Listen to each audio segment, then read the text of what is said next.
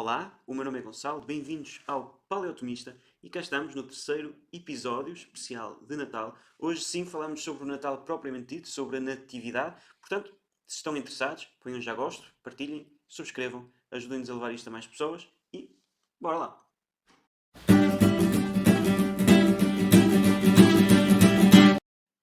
Aqui estamos, aqui temos o texto diante de nós, questão 35, o nascimento de Cristo, a natividade de Cristo, em 8 artigos. Diz São Tomás, depois da concepção de Cristo, deve-se tratar do seu nascimento. Primeiro, o nascimento em si mesmo. Segundo, a manifestação daquele que nasceu. Portanto, a manifestação, a epifania. Nós hoje vamos ver só o nascimento e não vamos ver estes 8 artigos, vamos só ver os últimos 3. Mas São Tomás pergunta se o nascimento cabe à natureza ou à pessoa, se devemos atribuir a Cristo outro nascimento, outra geração, além da eterna, se a bem-aventurada Virgem Maria é sua mãe segundo o nascimento temporal, se ela deve ser chamada Mãe de Deus, se Cristo é Filho de Deus e Filho da Virgem Mãe segundo duas filiações diversas. E pronto, e acho que nós podemos imaginar a resposta a estas perguntas, mas eu não vou arriscar, que eu não sou teólogo, e vamos diretamente para o artigo número 6. Como nasceu? 7. Onde nasceu? 8. Quando nasceu? E a pergunta tem a ver com o modo, com o lugar, com o tempo, mas não se pergunta tudo sobre o modo.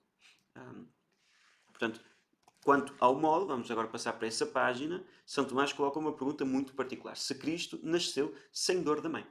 Que nós até podemos estranhar a própria pergunta, não é? Como assim? O que é que isso tem a ver? Como é que isso está num tratado de teologia? Mas vamos ver, como de costume, as objeções, portanto, estes argumentos iniciais com os quais São Tomás não concorda, pelo menos parcialmente não concorda, vão nos ajudar a entender a questão.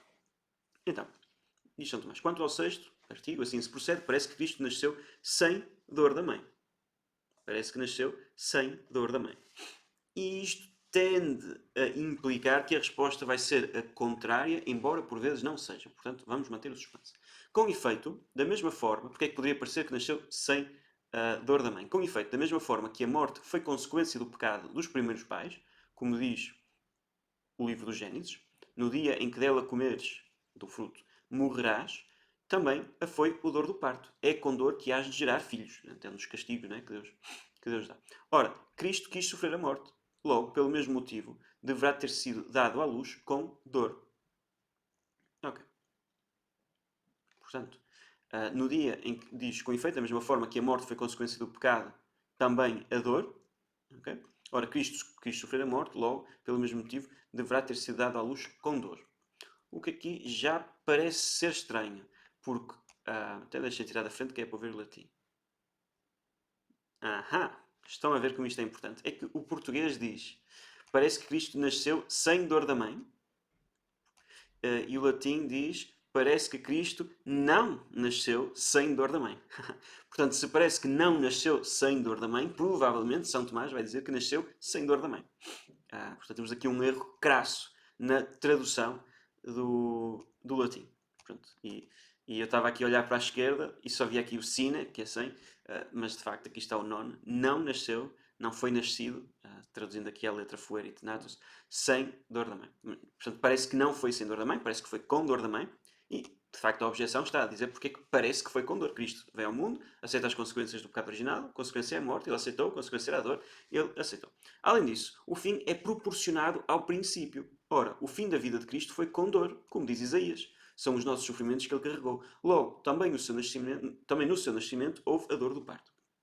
Terceiro, ademais, conta-se no proto-evangelho de Tiago que vieram parteiras para o nascimento de Cristo. Ora, a que vai dar à luz delas necessita por causa das dores. Quem vai dar à luz necessita de uma parteira por causa das dores, senão não precisava de ajuda. Logo, a bem-aventurada Virgem deu à luz com dor. Okay. Em sentido contrário, portanto, temos estes argumentos. Em sentido contrário, num sermão atribuído a Santo Agostinho, que parece aqui o latim diz só no sermão de Santo Agostinho, ou Santo Agostinho disse no sermão, portanto, parece que afinal não é de Santo Agostinho, mas Santo Tomás achava que sim. Neste sermão, o autor dirige-se assim à Virgem Mãe. Nem a concepção lesou o teu pudor, nem deste à luz com dores. Okay. Portanto, São Tomás não está a dizer, Santo Agostinho diz, portanto é assim. São Tomás está a dizer, temos aqui uma fonte de autoridade e, portanto, pomos em questão estes 3 argumentos que temos antes. Respondo, agora sim vem a resposta. As dores da parturiente, portanto aquela que está a dar à luz, são causadas pela abertura dos condutos por onde sai a criança. Ok, portanto, a abertura, a dor é causada porque a criança está a abrir o caminho, não é? Digamos assim. Mas, como já foi dito acima, Cristo saiu do seio materno, acima quando se falava da virgindade, Nossa Senhora durante o parto, Cristo saiu do seio materno que permaneceu fechado. Lá não houve nenhuma abertura dos condutos. Por isso, nesse parto não houve dor alguma, nem deterioração. Houve sim a maior alegria, porque nasceu para o mundo o homem-Deus, como diz Isaías, que a terra se cubra de flores, de flores dos campos, que ela, a terra, exulte e grite de alegria. Okay? Portanto, a resposta no fundo é esta. O que é que causa a dor? Portanto, São Tomás vai agora falar da questão do Gênesis e do facto da ideia de que a dor vem como consequência do pecado original, etc. Pronto, vejamos aqui, São Tomás não acha que Nossa Senhora é concebida sem pecado. Ele acha que Nossa Senhora é purificada de todo o pecado, depois, entre a sua concepção e o seu nascimento. Não era dogma na altura, tenho um vídeo aqui no canal sobre isso. Portanto, Santo Tomás não acha que Nossa Senhora é concebida sem pecado, ele nem se põe bem a questão de que Nossa Senhora não está submetida ao pecado original. Okay? Que é um argumento que por vezes se ouve. O argumento aqui para São Tomás é tão somente que aquilo que provoca a dor é o facto da criança estar a rasgar os condutos, como ele disse, estar a forçar os condutos, mas como o nascimento é virginal, no caso de Nosso Senhor, isso não acontece e, portanto, a causa da dor não está lá. Portanto, é um motivo até, não é tão teológico como o motivo do facto de Nossa Senhora ser imaculada, não é tão teológico, é mais propriamente físico, digamos assim. A causa da dor não está lá. Ok, então vamos ver as respostas às objeções. Portanto, a primeira objeção tinha a ver com o pecado original, não de Nossa Senhora, mas de Nosso Senhor. Okay? Que, porque aceitou as consequências do pecado original, deveria ter aceito as consequências da dor. Portanto, deve dizer-se que a dor do parto na mulher é consequência da união carnal com o homem. Por isso, o Gênesis, depois de dizer é com dor que hás de gerar filhos, acrescenta e o homem te dominará. Mas, como diz Agostinho, a Virgem Mãe de Deus fica excluída desta afirmação, porque recebeu a Cristo sem a impureza do pecado e sem o rebaixamento da união carnal com o homem, e por isso deu à luz sem dor, sem dano da sua integridade, permanecendo íntegra no poder da virgindade. Quanto a Cristo, sofreu a morte voluntariamente, para satisfazer por nós, e não como algo necessariamente decorrente daquela sentença, pois ele mesmo não estava obrigado a morrer. Okay? Portanto, Cristo morre não porque está submetido ao pecado original, porque ele não pecou, não sofre, não morre necessariamente, e portanto também não sofre necessariamente. Quanto à outra pena que é dita de dar à luz com dores, isso vem, no fundo é o que São Tomás está a dizer, parece-me, de uma relação, da relação desordenada que nasce entre o marido e a mulher. Por isso é consequência da união carnal com o homem, por isso o Gênesis diz, não é, vamos lá ver, é preciso, não é consequência da união carnal com o homem no sentido que a união carnal com o homem é má e portanto como paga por esse pecado que os casais cometem, agora tem esta paga, não é? esta consequência. Isso não faz sentido nenhum porque o mandato de se reproduzir vem antes do pecado original. Okay? Portanto, a questão não é a união carnal não é a causa, propriamente dito, dessa consequência, é a ocasião. Okay? O pecado original, as consequências do pecado original, na ocasião da união do homem e da mulher, manifestam-se na dor da geração. Manifesta-se de muitas maneiras. É só ser casado para perceber que o pecado original é um dogma evidente aos sentidos, como diria o Chesterton. Mas o ponto aqui não é que a união carnal causa, a união da carne, não é? A relação sexual causa, é uma coisa má e, portanto, as consequências do pecado são impostas a isso. Não é? As consequências do pecado transvasam toda a nossa vida e, nesta dimensão, manifestam-se desta maneira. Pronto. Isto só para ser claro, não só quanto a uma sã teologia, mas quanto ao próprio ensinamento de São Tomás, porque São Tomás, quando trata do sacramento do matrimónio, diz que o ato sexual entre os cônjuges é meritório. Okay? Portanto, dá mérito para a salvação eterna. Bom, andando. Quanto à segunda objeção, deve dizer-se que, assim como Cristo morrendo destruiu a nossa morte, assim pela sua dor nos libertou das nossas dores. por isso quis morrer sofrendo dores. Mas a dor da mãe que dava à luz não concernia a Cristo, que vinha satisfazer pelos nossos pecados. Por isso não convinha que a sua mãe desse à luz com dor. Sim, Cristo vem morrer pelos nossos pecados e sofre pelos nossos pecados. Isso é muito bonito, mas não é Nossa Senhora que sofre pelos nossos pecados, não é Nossa Senhora que nos salva, que nos redime, e portanto a questão nem se põe. Quanto ao terceira objeção, deve dizer-se que o Evangelho de Lucas diz que a própria bem-aventurada Virgem envolveu em faixas e deitou numa manjedoura o menino que dera à luz. O que mostra que é falsa a narração do proto-Evangelho de Tiago, que é um livro apócrifo. Por isso, diz Jerónimo, lá não houve mediação de nenhuma parteira, nem a diligência das comadres. Foi mãe e parteira, envolveu o menino em faixas e o deitou numa manjedoura. Esta frase denuncia o delírio dos apócrifos. Okay? Portanto, está São Tomás a dizer, o Evangelho, lido à letra, a letra do Evangelho, implica a falsidade deste outro texto. Uma coisa é quando a letra do Evangelho não implica a falsidade dos apócrifos e, portanto, nós podemos, digamos assim, fantasiar, imaginar o que é que terá acontecido. Outra coisa é quando a letra do Evangelho exclui essas interpretações e é aqui o caso. Okay? E, portanto, está a resposta. Nosso Senhor nasce sem dores da mãe. Portanto, este Natal, podemos imaginar, em vez de um parto normal, que talvez é o que tínhamos feito até agora, podemos imaginar a Nossa Senhora em êxtase de alegria a receber o Filho de Deus. Okay? Pode ser difícil imaginar um parto assim, imagino que especialmente para as mães que tenham sofrido dores de parto, mas que Deus use meios extraordinários para fazer a obra extraordinária da salvação, não parece ser incongruente. Artigo 7º. E recordando, desculpem lá, isto é importante porque às vezes ouve-se dizer que Nossa Senhora não sofreu dores porque não está submetida ao pecado original. Okay? E isto é um argumento antigo também. E portanto não é que não estou a dizer que é uma modernice, mas esse argumento parece-me mais fraco, no sentido em que, tal como Nosso Senhor não está submetido ao pecado original, mas para a redenção da humanidade aceita essa consequência, não me parece inconcebível que Nossa Senhora, não estando submetida ao pecado original, sofresse da mesma de algumas das consequências, porque ela retém o débito, embora não a culpa, desculpem, embora não tenha pecado, ela retém o débito do pecado, portanto precisa de salvação. E portanto não me parece impensável que ela tivesse dores. Okay? Portanto, não me parece que só por Nossa Senhora, porque Nossa Senhora é Imaculada, nunca tem uma constipação, nunca bate com um mindinho na cama e não se magoa, etc, etc. O argumento de São Tomás, não, isso não é impossível, não estou a dizer que é teologicamente contraditório, mas também não me parece ser um argumento tão forte como o que São Tomás dá aqui. Bom, 7º. Cristo deveria nascer em Belém, e parece que não. Okay? Porquê que parece que não? Porque Isaías diz que a lei virá de Sião, a palavra de Deus de Jerusalém. Cristo é a verdadeira palavra de Deus, portanto devia vir ao mundo em Jerusalém, em Sião. Sião é o nome do monte onde está Jerusalém. Além disso, está escrito a respeito de Cristo, diz o Evangelho de Mateus, que será chamado o Nazareno. Isto está tomado da profecia de Isaías. Uma flor nascerá da sua raiz. Ora, Nazaré quer dizer flor. Mas alguém é denominado sobretudo do lugar em que nasceu, logo parece que deveria ter nascido em Nazaré, onde também foi concebido e criado. Concebido, ou seja, também cresceu. Não, também foi concebido, desculpem, porque era lá onde Nossa Senhora estava na Anunciação.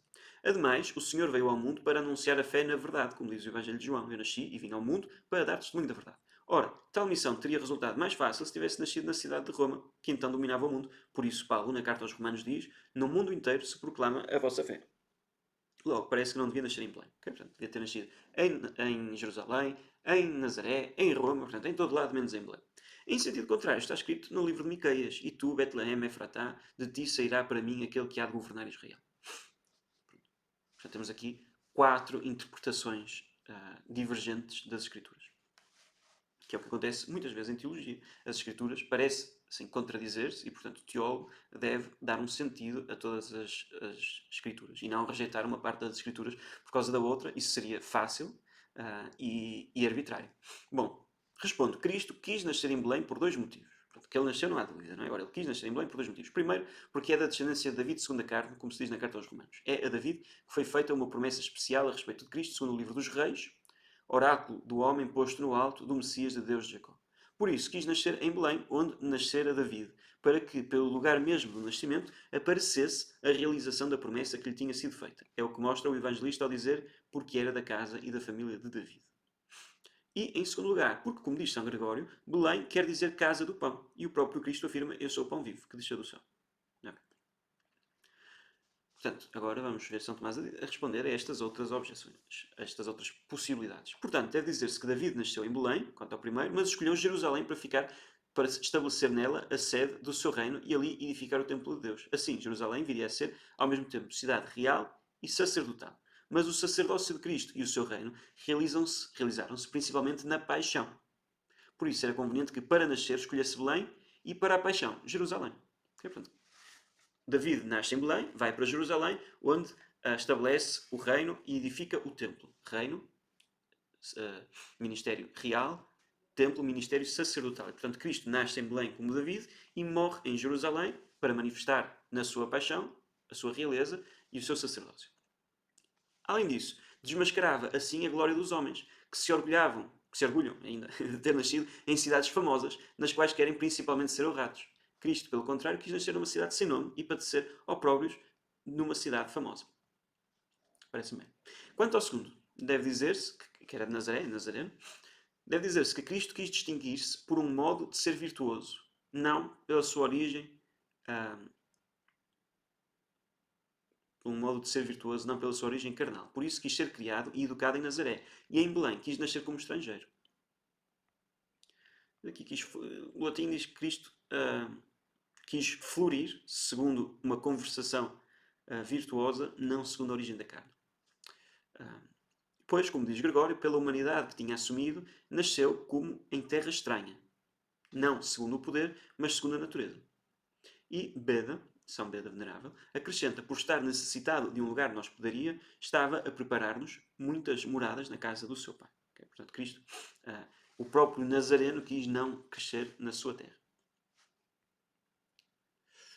Quanto ao terceiro, deve dizer-se que, como se lê num sermão do Concílio de Éfeso, portanto, como Concílio Vaticano II, etc., o Concílio de Éfeso, se tivesse escolhido a ilustre cidade de Roma, que era a terceira objeção, teriam pensado que a conversão da orbe terrestre se devia ao prestígio dos seus cidadãos. Se fosse filho do imperador, teriam atribuído as vantagens ao poder. Mas, para que fosse reconhecido que a divindade transformara o orbe terrestre, escolheu uma mãe pobrezinha e uma pátria mais pobre ainda. Portanto, a pátria era mais pobre que Nossa Senhora. Pois Deus escolheu o que é forte no mundo para confundir o que é fraco, como diz São Paulo na primeira carta aos Coríntios. Por isso, para manifestar mais o seu poder, estabeleceu em Roma, que era a capital do universo, a cabeça da sua igreja, em sinal de perfeita vitória, para que dali se estendesse a fé ao mundo inteiro, segundo as palavras de Isaías. Abateu a cidade inacessível, pisá-la-ão os pés dos pobres, isto é, de Cristo, e o espaço dos desvalidos, isto é, dos apóstolos Pedro e Paulo. Portanto, a primeira parte desta resposta diz-nos porque é que Cristo não nasceu em Roma. E a segunda parte diz porque é que, apesar de não ter querido nascer em Roma para não se justificar a sua ascensão, etc., com base no poder mundano, porque é que, apesar disso, quis estabelecer a sua igreja em Roma. Porque Deus escolheu o fraco para confundir o que é forte. Abateu a cidade inacessível, diz o livro de Isaías, Roma, e pisá-la-ão os pés dos pobres, isto é, de Cristo, e o espaço dos desvalidos, isto é, dos apóstolos Pedro e Paulo. Ok, e agora, se Cristo nasceu no tempo oportuno? E parece que não, né? Nós já sabemos que sim, porque se foi assim é porque é melhor, mais oportuno, tempo congruo, como diz o latim. Com efeito, Cristo veio para reconduzir os seus... Porque é que poderia parecer que não é o tempo oportuno? Ele veio para reconduzir os seus à liberdade. Ora, nasceu num tempo de especial escravidão, pois o mundo inteiro foi submetido ao recenseamento por ordem de Augusto, e assim tornado sujeito a impostos, como diz o Evangelho de Lucas. Logo, parece que Cristo não nasceu no tempo oportuno. Ele veio nos libertar e nasceu no tempo do recenseamento. Além disso, as promessas do nascimento de Cristo não foram feitas aos pagãos, mas aos israelitas, dos quais são as promessas, conforme diz a carta aos Romanos. Ora, Cristo nasceu num tempo em que dominava um rei estrangeiro, tendo nascido Jesus no tempo do rei Herodes, diz o Evangelho de Mateus. Logo, parece que não nasceu no tempo oportuno. Okay? As promessas foram feitas aos judeus, não aos pagãos, e nasceu num tempo de um rei em que dominava o rei estrangeiro. Ademais, o tempo da presença de Cristo no mundo é comparado ao dia, pois ele mesmo é a luz do mundo. E por isso, ele mesmo afirma no Evangelho de Mateus: enquanto é dia, é mistério, é necessário que eu trabalhe nas obras daquele que me enviou. Ora, os dias são mais longos no verão do que no inverno. Logo, tendo nascido em pleno inverno, no dia 8 das calendas de janeiro, parece que não nasceu no tempo conveniente. Temos aqui alguma polémica quanto ao dia em que Cristo nasceu. Agora, o dia 8 das calendas, eu vou pôr nos comentários, não quero estar a dizer as neiras, mas eu acho que é o dia 8 antes do primeiro dia de janeiro, o que seria o dia 22. Mas o dia 22 não, o dia 23. Mas eu posso estar errado e vou ver isso, vou pôr nos comentários, ou melhor, na descrição do vídeo. Okay? Em sentido contrário, afirma, portanto, esta objeção, desculpem, é que Cristo vem trazer o dia, mas veio trazer luz ao mundo, mas nasceu no dia em que há mais noite. Portanto, não me parece nada apropriado. Em sentido contrário, afirma a carta aos Gálatas: quando chegou a plenitude dos tempos, Deus enviou o seu Filho, nascido de uma mulher, nascido sob a lei. Portanto, quando chegou a plenitude dos tempos. Portanto, era o tempo oportuno. Respondo: a diferença entre Cristo e os outros homens é que estes nascem submetidos à necessidade do tempo. Mas Cristo, sendo Senhor e Criador de todos os tempos, escolheu o tempo em que iria nascer, como também a mãe e o lugar. E, como tudo o que vem de Deus é perfeitamente ordenado e convenientemente disposto, segue-se que Cristo nasceu no tempo mais conveniente. Okay? A resposta é simples. O argumento é simples. Agora vem a resposta às objeções. Não é? Portanto, eu estou aqui com falha de memória. A primeira objeção é que Cristo veio libertar o mundo, lá está, mas nasceu no tempo da escravidão. Deve dizer-se que Cristo veio para nos reconduzir do estado de escravidão ao estado de liberdade. Por isso, diz Beda, São Beda Venerável, que assim como assumiu a nossa mortalidade para nos conduzir à vida, assim dignou-se a encarnar num tempo em que, apenas nascido, seria registado no censo de César. E, por nossa libertação, para a nossa libertação, submeteu-se ele mesmo à escravidão. Fim de citação. Naquele tempo também, vivendo o mundo inteiro sob um soberano, reinava no mundo a paz suprema. Por isso convinha que Cristo nascesse naquele tempo, pois ele é a nossa paz, fazendo dos dois povos um só, como diz a carta aos Efésios. Daí que Jerónimo comente: se procurarmos na história antiga, encontraremos que até ao ano 28 de César Augusto dominou a discórdia no universo mundo, no mundo inteiro. Mas, quando nasceu o Senhor, cessaram todas as guerras. Como diz Isaías, nenhuma nação levantará a espada contra a outra. São Tomás não achava que nunca mais houve guerra no mundo, né? Até porque houve guerra no tempo dele e a família dele foi bastante afetada por isso. E a vida dele também. Mas vê-se que os mistérios sobrenaturais, invisíveis, se manifestam também na realidade visível e que naquela altura do nascimento de Cristo não houve guerra. Pelo menos na parte do mundo, digamos assim, em que Cristo nasceu. Ora, era oportuno, não é ora nada, era oportuno ainda que Cristo, vindo para reunir os seus na liberdade, a fim de que houvesse um só rebanho e um só pastor, segundo o Evangelho de João, nascesse num mundo em que um só príncipe dominava o mundo. Quanto ao segundo, deve dizer-se que Cristo, que era, o rei era estrangeiro, era a objeção, Cristo quis nascer no tempo de um rei estrangeiro para que se cumprisse a profecia de Jacob. O cetro não se afastará de Judá, nem o bastão de comando de entre os seus pés, até que venha aquele que deve ser enviado.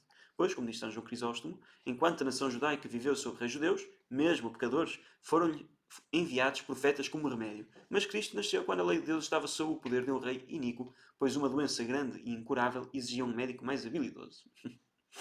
Eram pecadores, bastava profetas. Mas agora veio este rei estrangeiro, então é preciso um médico mais habilidoso. Quanto ao terceiro, a terceira objeção era que Cristo é a luz do mundo e, portanto, não devia ter vindo no dia que tem mais noite, que tem menos luz. Deve dizer-se que lemos nas questões do Novo e do Antigo Testamento, Cristo, que eu não conheço este livro, portanto imagino que seja um livro medieval com um comentário às Escrituras com base em questões, em perguntas e respostas. Cristo quis nascer quando a luz do dia começa a crescer. Assim ficava claro que ele veio para que os homens crescessem na luz divina, como diz o Evangelho de Lucas, para iluminar os que estão sentados nas trevas e na sombra da morte. Portanto, o que é que a resposta à objeção diz?